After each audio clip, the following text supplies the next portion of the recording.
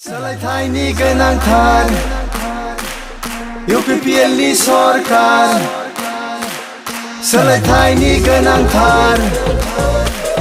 प्रमद बर'नि सरकार खोथाजों नङा मावनायजों सुबुंनि जिउजों बेसो दैदेनगिरिनि सिनायथि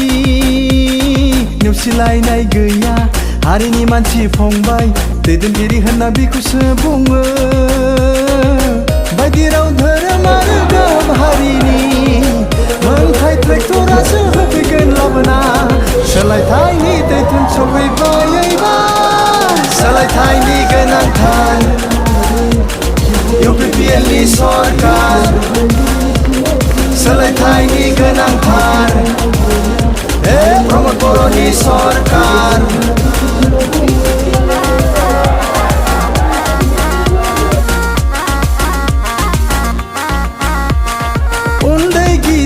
थानाय नङा रायजोआनो जागोन राजा खोनासं बयबो सोबख'नाय फोजोबस्रांगोन बियो जौगानायनि देंखो सोरगिदिं बोहैहोगोन बेनो जागोन जोंनि देरहासारनायनि खौसेनि देंखो मेथाइनि जोरानि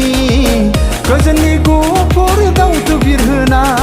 ट्रेक्टर सालायबायबा सोलायथायनि गोनांथार UPPLनि सरकार सोलायथायनि गोनांथार प्रमद बर'नि सरकार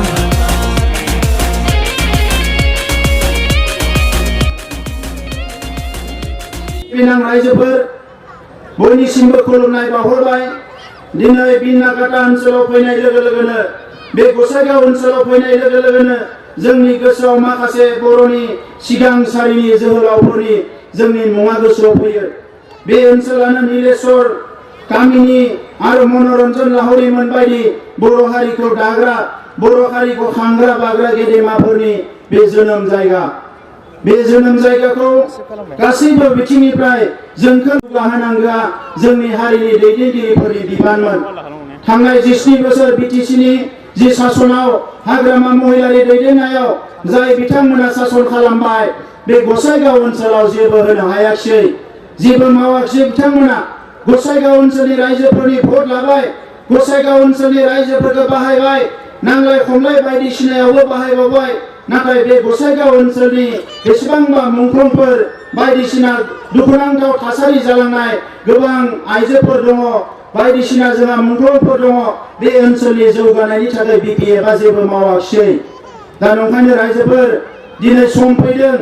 जोङो सोलायनांगोन जोंनि साननाय हनायखौ सोलायनांगोन जोंनि गासैबो जोंनि थांखिफोरखौ जोङो जुदि दिंग्राय दिंसि थांदोंबा जों सोलायनानै मोनसे गोथों लामाजों लाबोनांगोन आरो मोनसे गोजोर मोनसे राजखान्थि जोङो गायसननांगोन जों बयबो मिथिगौ दैदेनगिरिफ्रा मोजां जायोब्ला ओनसोला जौगायो माहारिया जौगायो बे हारियाव बड'फा उपेन्द्रनाथ ब्रह्ममोन बायदि दैदेनगिरि मोननायखाय दिनै हारिया दिनै गावनि आथिङाव गसंनो हादों आरो इयुनाव हारिया बुहुमाव गेरेमसा हारि जानांगौब्ला गासैबो बिथिंनिफ्राय जौगानांगौब्ला गेना गोरोन्थिफोरखौ जोङो बावनानै नागारनानै गेना गोरोन्थिफोरखौ सुस्रांनानै दुखु खैफोदफोरखौ जोङो बावनानै जोङो मोनसे मोजां लामाजों आगान सुरनांगोन लिडारा गोबां रोखोमनि थायो रायजोफोर माखासे लिडारफ्रा फैनानै गोदै खोथा बुंनानै रायजोफोरनि भट लानानै रायजोफोरखौ बावगारलाङो नाथाय माखासे लिडारफोर थायो बिथांमोना हारिनि दुखु खैफोदखौ सानै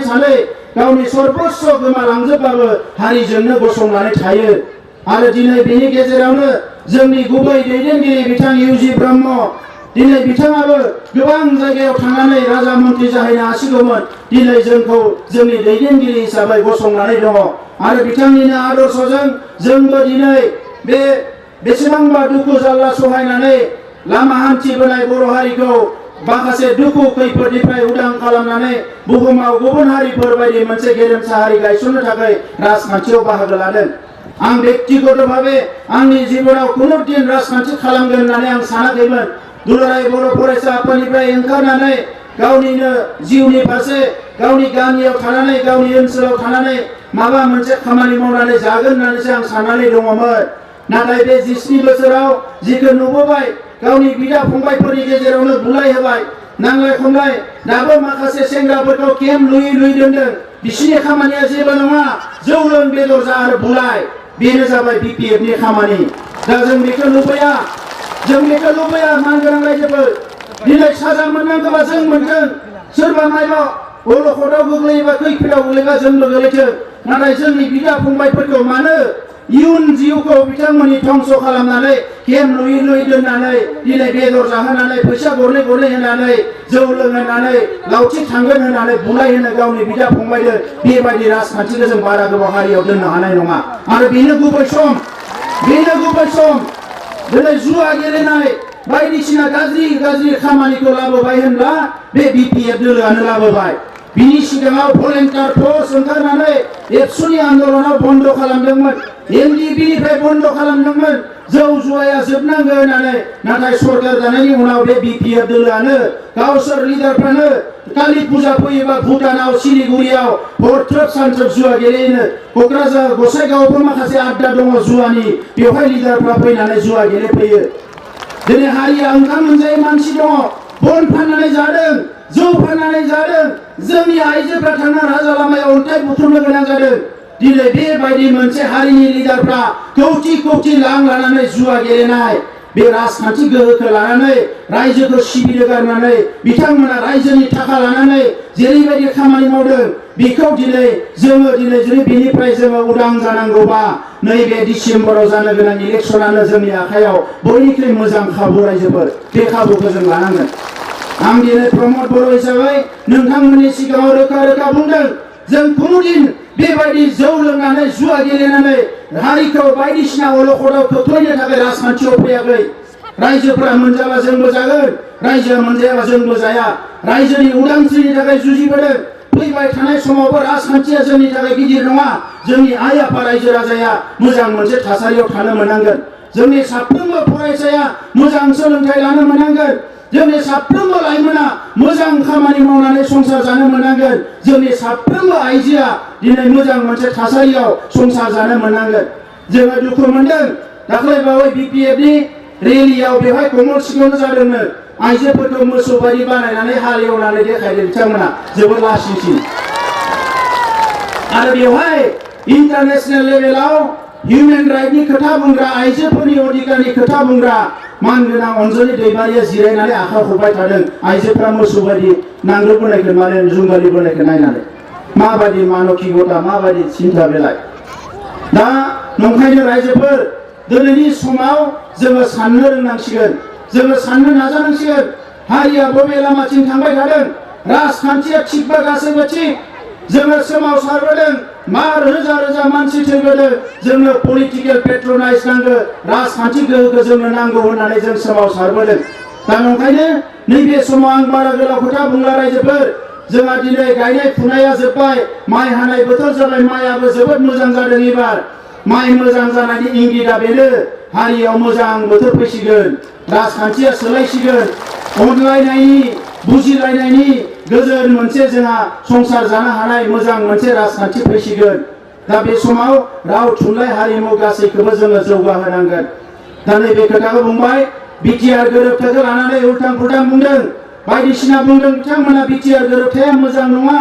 बे बिटिआर गोरोबथाया मोगथां महर मोनोबा जेसेबां गोहो मोनदों 5 बोसोराव बेखौ जुदि जोङो बाहायजोबनो हायोब्ला सा सानजा भारतआव बयनिख्रुइ जौगासार ओनसोल जागोन जोङो बे बिटिआर ओनसोलानो जोंखौ खुनु मोनसे रायजोआ जोंखौ गाख्लायनो हानाय नङा दा बिगिनि खोथाखौ बुंबाय